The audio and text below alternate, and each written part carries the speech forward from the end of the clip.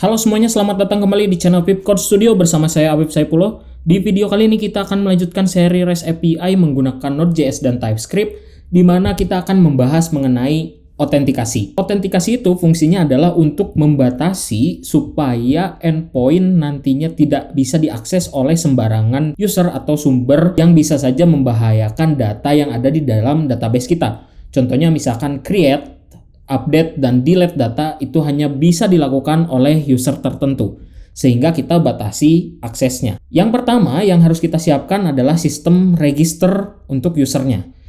Nah, kita bisa masuk ke model, kemudian kita buat sebuah file baru. Kita bisa beri nama usermodel.ts. Kita import Mongoose dari Mongoose, terus kita buat sebuah skema namanya user schema sama dengan new mongoose dot schema. Parameter yang pertama yaitu user ID, type-nya itu string, terus dia harus unique. Terus yang kedua adalah email, type-nya juga string, dia juga harus unique. Terus selanjutnya yaitu name, type-nya juga string,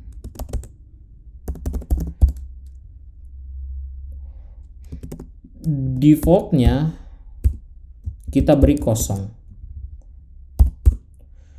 Terus ada password,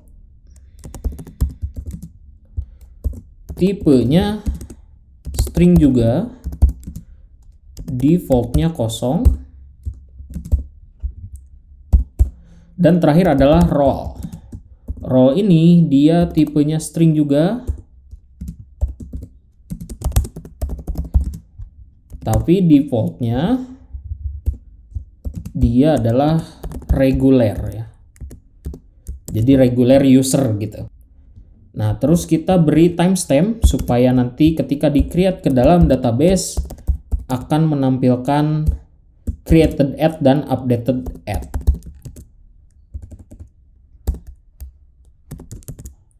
Oke, selanjutnya kita const user model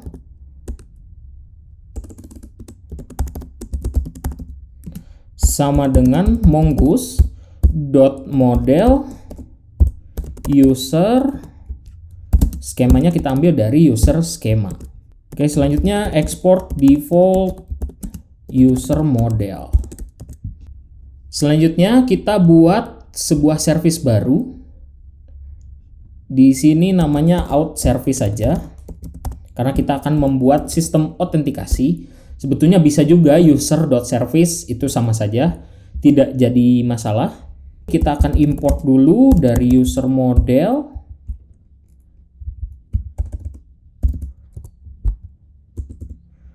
Kemudian kita export const create user sama dengan asynchronous function payload. Nah, ini payloadnya dia tipenya harus kita buat dulu. Berarti di sini kita buat yaitu user.type.ts. Kemudian export default interface, di mana dia memiliki beberapa property. Yang pertama adalah user ID, tipenya string. Ini semua string ya, jadi kita bisa copy seperti ini. Terus yang ini email, name, password, dan terakhir yaitu role. Tertinggal harusnya interface user type. Oke, nah di sini kita bisa pakai user type, diambil dari folder types file user.type. Arrow function return await user model dot create, parameter yang dikirimkan adalah payload. Selanjutnya kita masuk ke controller. Kita buat out.controller.ts. Controllernya kita buat sebuah function export const register user sama dengan asynchronous. Nanti kita butuh dua parameter, rec dan res, di mana kita berarti harus import dulu tipenya, import request dari express dan juga response ya. Request dan yang ini respon. Selanjutnya yang kita butuhkan adalah sebuah validation. Nah, berarti kita buat di sini, ini bisa user maupun out ya, ini sama saja. Saya tulis di sini out validation.ts. Kita bisa copy dari yang ada di produk ya. Ini kita coba copy aja. Kita paste ke sini, kita ubah di sini berarti payloadnya bukan product type tapi user type. User type yang ini sama, user type yang ini pun sama. Kita ubah jadi user.type. Skemanya kita butuh user ID. Kemudian name biarkan juga. Kita juga butuh email ya. Email dan juga password. Ini kita buat required saja semua. Dan terakhir yaitu role. Role bisa null ya. Oke, untuk validation sudah seperti ini. Kemudian kita kembali ke out controller, kita panggil di sini ya. Jadi const error terus value, panggil functionnya dari create user validation. Tidak ada, kita lihat. Oh, di sini masih produk, harusnya user ya. Kita kembali ke sini. Nah, ini kita import create user validation, kita ambil rec.body sebagai payloadnya. Tapi ada yang kurang. Kita harus tambahkan rec.body.userid. Itu kita ambil dari UUID v4, di mana UUID v4 ini kita import v4 as UUID v4 from UUID ya. Nah, seperti ini. Baru setelah itu, ini sama seperti dengan yang ada di dalam product controller. Ketika kita membuat sebuah produk, dia divalidasi dulu. Kita kirimkan saja jika ada error. Logger.info. Nah, ini loggernya kita import dari utils logger. Produknya kita ubah jadi out. Di sini register ya.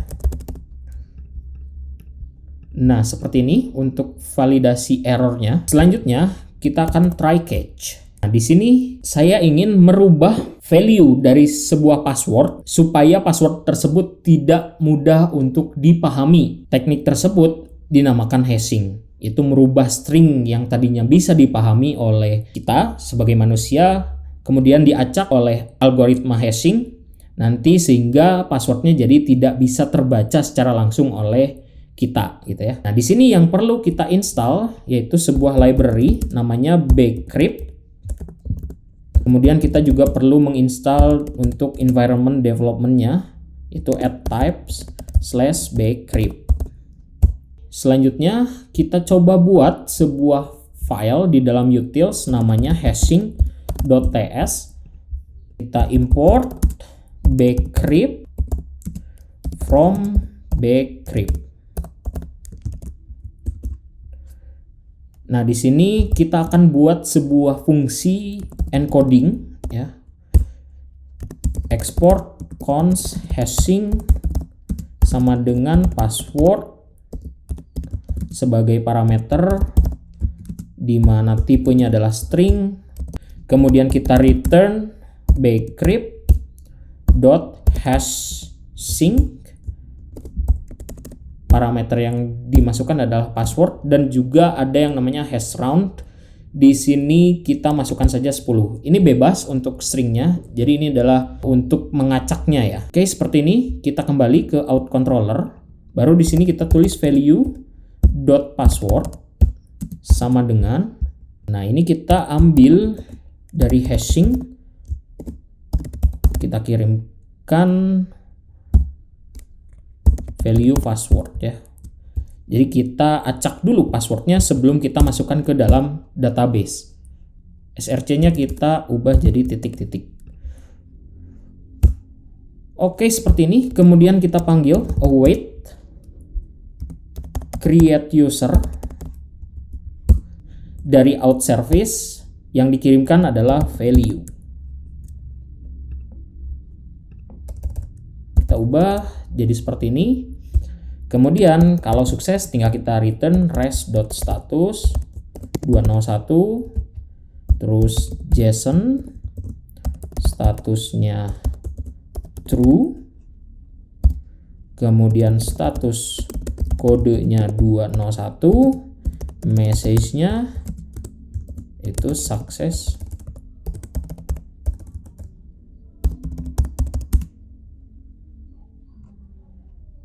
Register user. Kalau ada error, ini sebetulnya kita bisa ambil dari yang ada di sini ya. Kita ambil aja yang ini.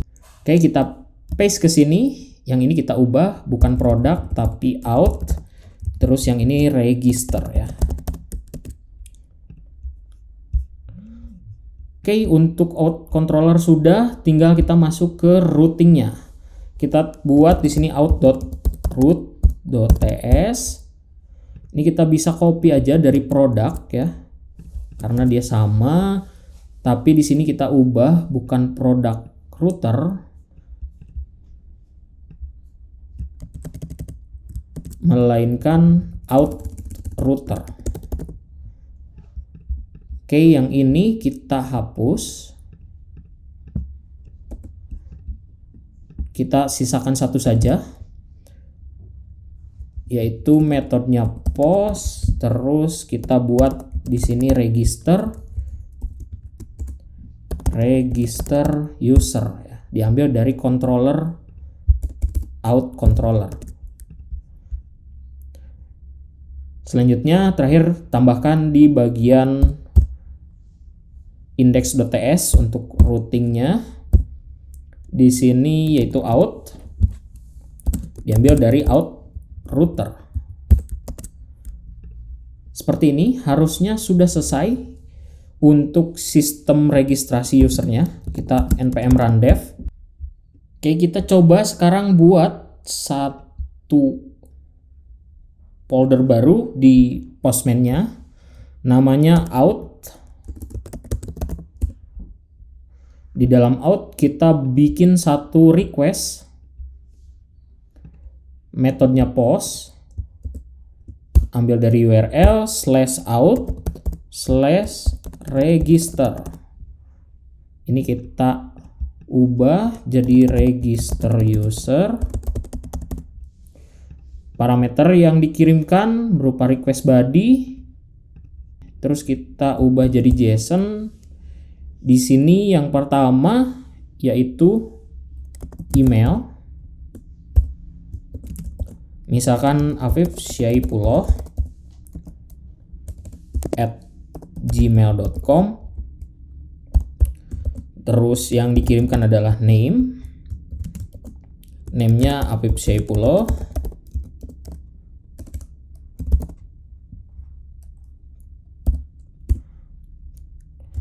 Terus password, misalkan di sini passwordnya 12345. Untuk role-nya biarkan saja, kita tidak akan kirimkan terlebih dahulu ya. Nah, di sini kita coba send ya. Nah, success register user. Kita cek di database-nya. Kita browse collection. Nah, ini ada users ya. Kita coba buka. Nah, kalau sudah dibuka kita bisa lihat yang sudah kita masukkan barusan ya. Ada email, kemudian ada name-nya, dan juga password. Tadi password yang dimasukkan itu 12345. Tapi setelah di hashing, maka passwordnya jadi tidak bisa kita pahami ya.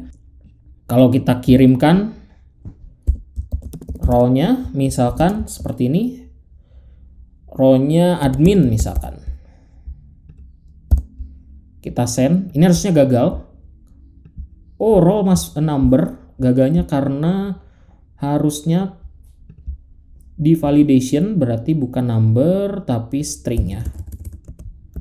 String. Kita coba kirim sekarang. Nah, ini tidak bisa karena email ini sudah terdaftar di dalam database-nya gitu ya. Kalau misalkan saya ubah jadi apipsaipulo 123. Kita send. Nah, register sukses. Sekarang kita cek di sini, refresh. Datanya sudah masuk tapi role-nya admin. Mungkin cukup sekian video kali ini. Jangan lupa untuk subscribe, comment, like, dan share video ini. Kita ketemu lagi di video berikutnya.